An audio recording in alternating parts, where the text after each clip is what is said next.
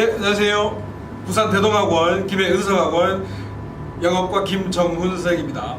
자, 오늘은요, 우리 재수를 결정하게 되신 여러분들께 혹은 재학생 여러분들께 어떻게 하면 영어과에서 성공을 할 수 있느냐에 대해서 제가 지금까지 습득한 노하우를 여러분들께 전달해 드릴게요. 자, 먼저 우리 재수생들은 없어요. 학교 내신 걱정이 없습니다. 중간고사, 기말고사, 중간고사, 기말고사 걱정이 없어요. 즉 시간이 많다는 거죠. 학교 행사 걱정 없어요. 어느 학교에 무슨 축제 한다더라 구경 갈 필요가 없어요. 시간이 많죠. 교복 챙길 필요 없어요. 교복 빨아야 된다, 달아야 된다, 걱정 필요 없어요. 시간이 많다는 겁니다. 자, 시간이 많다는 거 긍정적으로 작용할 수도 있고 부정적으로 작용할 수도 있으니까 시간 관리 철저하게 하시는 게 제일 중요하고요. 그 다음에 이건 꼭 재수생들 뿐만 아니라 모든 영어를 공부하는 사람에게 필수적입니다. 단어. 자, 제가 일단은 매일 50개 전후라고 말을 했는데요, 정답은 없습니다. 내가 50개를 외워도 가능하다, 100개를 외워도 가능하다. 자기가 외울 수 있는 만큼 반복 학습이 중요합니다. 중요한 건 항상 문장과 함께 우리 초등학교, 중학교 이렇게 단어 통과하려고, 그죠? 단어만 보고 가다 먹다 그게 아니라 항상 문장, 물론 지문 안에서 단어 공부를 하면 더 좋겠죠. 적어도 문장과 함께 공부를 하시고 복습. 제가 어디서 들은 얘기인데요, 10개를 외우면은 그 다음날 3개, 4개를 기억하는 게 인간의 뇌랍니다. 그러니까 내가 나는 왜 자꾸 못 외우냐 라고 비관해하지 마시고 반복을 해서 끊임없이 자기도 모르게 습관화가 되면은 당연히 우리의 뇌는 우리가 외웠던 단어를 반드시 기억하게 해줄 거니까 자신감을 가지시고요. 자, 그 다음에 우리가 결국은 독해를 해서 글 쓴 사람이 이 글을 왜 썼느냐, 그걸 파악을 해서 문제를 풀어야 돼요. 근데 독해를 무조건 문제를 풀기 전에, 자, 준비가 혹시라도 덜 돼 있다면 구문 독해랑 유형 독해랑 많이 들어보실 건데요. 자, 특히나 우리 2, 3등급들 그냥 감으로 때려 맞추는 학생들, 그 감이 엄청나게 좋으면 실제로 도움이 돼요. 그거 타고난 거고 그걸 잃지 않아야 되는데 혹시라도 난이도가 높아지면은 감으로 풀다가 큰일 납니다. 그래서 감으로 혹시라도 풀고 있다면 구문 정리, 즉 동사를 중심으로 이게 주어구나, 여기서 이게 후치 수식을 해주는 거나 요 부분을 확실하게 알면 내용 정리가 조금은 더 쉽게 될 거니까 구문 독해에 목숨을 걸라는 소리 절대로 아니고요. 틈틈이 지문 하나 정도는 정독을 하실 필요가 있습니다. 여기까지가 주어다, 여기까지가 동사다, 여기까지가 꾸며준다, 이런 부분을 공부를 하시고, 그 다음에는 반드시 해야 될 거 유형 독해. 그냥 지문을 보고 보자 뭐라고 써놨 이걸 공부하는 게 아니라 이 문제는 이렇게 접근해야 되겠구나, 빈칸 문제는 빈칸에서 원하는 게 뭔지를 찾아야 되겠구나, 순서 문제는 연결고리를 찾아야 되겠구나, 다른 접근 방식 반드시 숙지하셔야 됩니다. 종류가 워낙 많이 있으니까 시간이 해결해 줄 거거든요. 그리고 노력이 해결해 줄 겁니다. 자, 그 다음에 내 안에 너가 있다가 아니고 내 안에 지문이 있다. 중학생들은 주로 문법 문제가 많이 언급이 되기 때문에 교과서에 나오는 무슨 투부정사의 용법, 동명사의 용법, 문법 공부를 하면은 얼추 점수가 나옵니다. 하지만 고등학생 그리고 우리 재수생, 수험생들은, 수능을 대비하는 사람들은 반드시 자기 앞에 지문이 있어야 됩니다. 지문을 통해서 이 글 쓴 사람이 이 글을 쓰면서 우리로 하여금, 독자로 하여금 뭘 알게끔 전달하느냐, 그 전달 메시지를 찾아야지 우리가 문제를 해결하지, 투부정사 용법에 너무 얽매여 가지고 문법에 안 빠지는, 하지만 독해를 해서 이해를 할 수 있는 그런 학습으로 반드시 가셔야 되고요. 자, 이제 문제가 되고 있는 EBS인데요. 이제 후 내년이 되면은 직접 연계는 사라집니다. 물론 50% 간접 연계다라고 하지만은 이제는 우리 중학교, 고등학교 때 쳤던 내신 시험처럼 그냥 이 지문이 그 지문이구나 라고 바로 이해가 되고 암기만 하면 풀 수가 있는 게 점점 사라질 거고요. 앞으로 2020학년도 그리고 21학년도는 6개에서 7개 정도는 직접 연계가 나옵니다. 보통 세 가지가 있죠. 수능 특강 영어가 있고 독해 연습, 수능 완성. 400개, 500개 되는 지문입니다.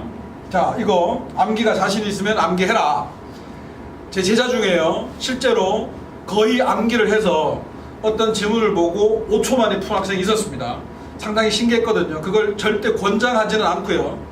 어릴 적부터 암기에 자신이 있고 암기를 했을 때 더 내가 편안하다, 그러면 암기를 하셔도 돼요. 그러면 빈칸에 뭐가 뚫려져 있는지 순서가 어떻게 되는지 알 수 있으니까. 하지만 주로 한글 해석을 봤는데도 조금 이해가 안 되더라, 그런 지문만 골라서 그 소재의 내용을 파악하는 겁니다. 우리 비문학을 풀 때 100% 다 이해하고 풀지 않잖아요. 그래서 EBS 교재 학습을 할 때 실제 문제 독해 연습 많이 하시고, 그 다음에 소재가 조금 어렵다, 내가 평소에 자꾸 접하지 않는 거다, 그런 것만 골라서 아, 이건 지금 이렇게 돌아가고 있구나, 이게 긍정적이구나, 부정적이구나, 소재 중심의 내용을 파악을만 하더라도 충분히 괜찮으니까 EBS에 너무 목매일 필요는 없다라고 저는 확실하게 말씀드릴 수 있고요. 그 다음에 기출문제. 기출문제 다 풀어봤어요 에서 끝나는 게 아니고요. 기출문제를 풀면서 지문의 전개 방식을 이해해야 된다. 이게 무슨 소리냐. 자, 그래도 대한민국에서 1년에 한 번 치는 수능입니다. 그냥 대충 아무나 문제를 만드는 게 아니고 언어학자, 논리학자, 그리고 영어를 전공하시는 모든 교수님들께서 한 달 동안 합숙을 하면서 이 신청에 걸리지 않게끔 아주 논리적인 글만 뽑아서 문제를 내는 거기 때문에 이 지문의 주제문이 나와 있고 열거가 되느냐, 대립 구조를 만드느냐, 했던 말을 계속 반복하느냐, 그런 전개 방식을 이해하지 못하고 그냥 마구잡이로 풀어서는 안 돼요. 문제를 맞춘 게 중요한 게 아니고 이 지문은 이렇게 흘러가구나. 왜? 반복되니까. 기출문제는 누구보다 뭐보다 더 중요한 아주 수험생들에게 가장 도움이 되는 교과서거든요. 그래서 기출문제를 풀 때 단순하게 풀었다 맞췄다 끝이 아니라 전개 방식을 반드시 이해하셔야 되고요.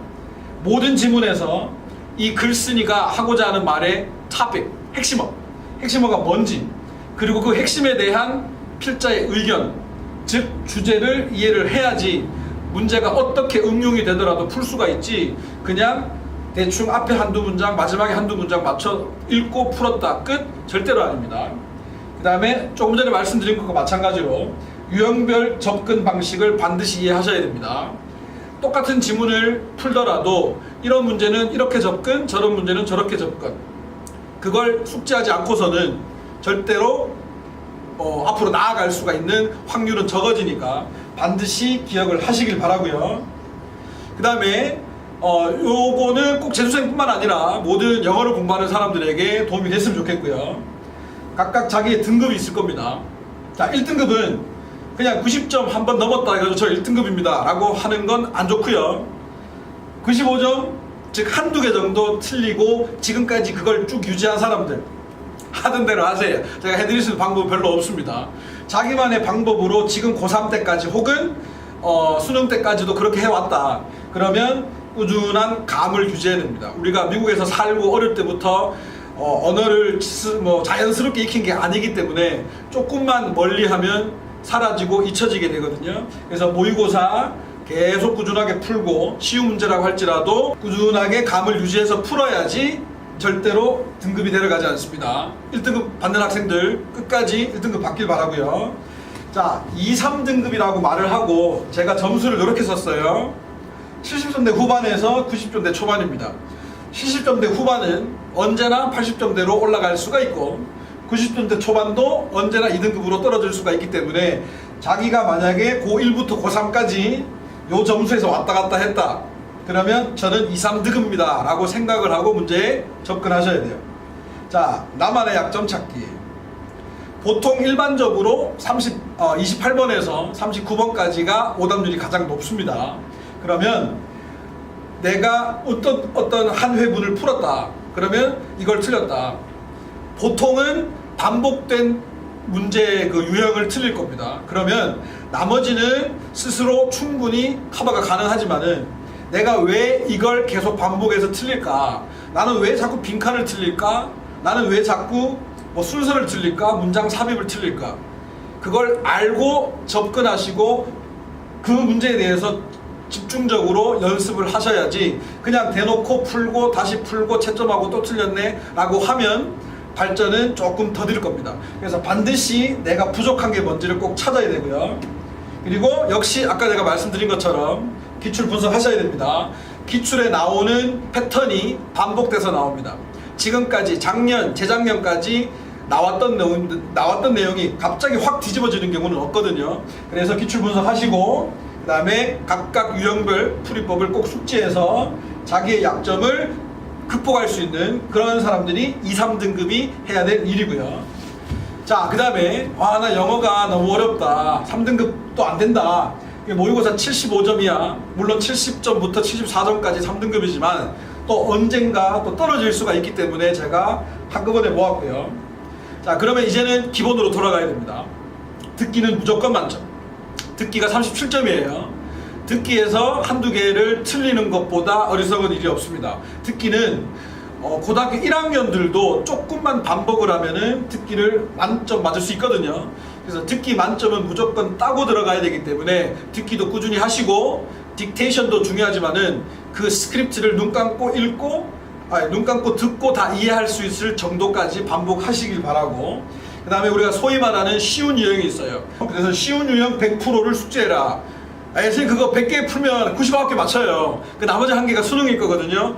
제 경험상 1+1은 2다 라는 학생들만 끝까지 살아남고 멋이라고 이렇게 한 사람들은 꼭 실수를 하고 재수를 하더라고요. 그래서 항상 자기 스스로를 낮추고 나는 맞출 수 있는 문제는 무조건 맞춰야 됩니다. 그걸 맞춰야지 그 다음에 어려운 문제를 해결할 수 있는 거지, 얘들도 틀리면서 나는 빈칸 문제 풀 거예요 라고 하면 순서가 맞지 않다 라는 말을 제가 전해드리는 거고요. 그 다음에 기본입니다. 단어와 논리적인 해석이다. 논리적 해석이 뭘까요?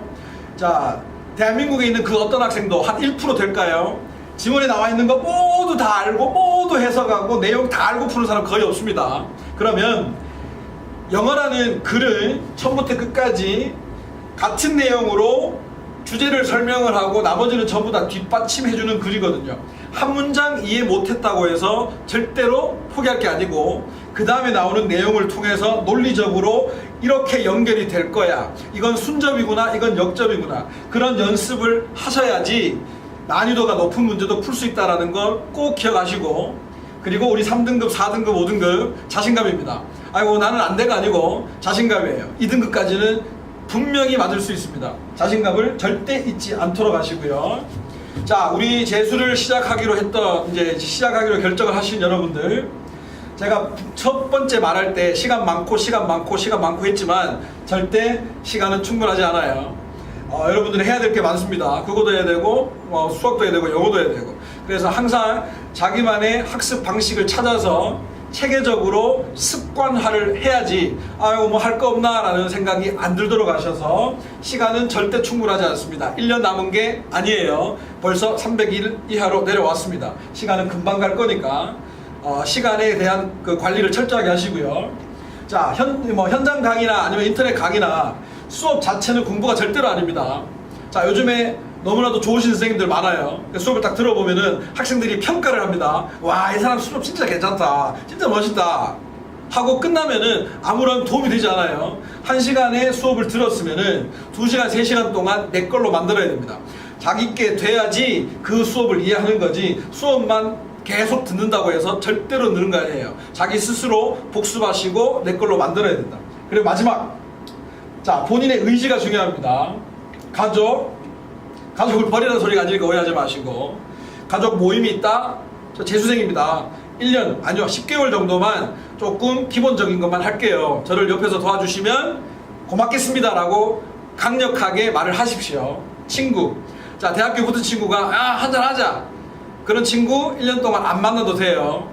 자기를 진정으로 위하는 친구는 따뜻한 말 한마디, 문자 한 통이 더 좋거든요. 그래서 친구도 잘 사귀셔야 되고 친구에 너무 빠지지 않도록 하시면서, 자, 종교, 저도 나름 모태신앙입니다. 종교니까 말 그대로 저 주일날 교회 가야 돼요. 교회 청년부 예배도 봐야 되고요. 뭐 성가 연습도 해야 돼요. 물론 뭐 우리 어머니가 들으시면 상당히 싫어하시겠지만 종교도 잠시 뒤로 하고요.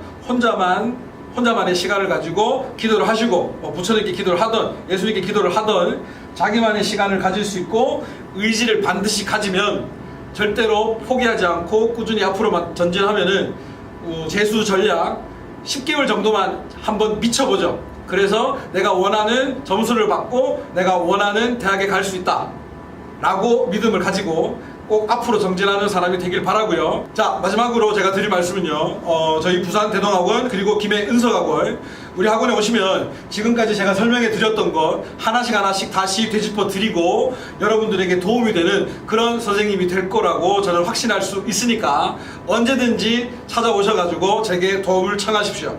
재학생 여러분 그리고 재수생 여러분, 앞으로 화이팅입니다.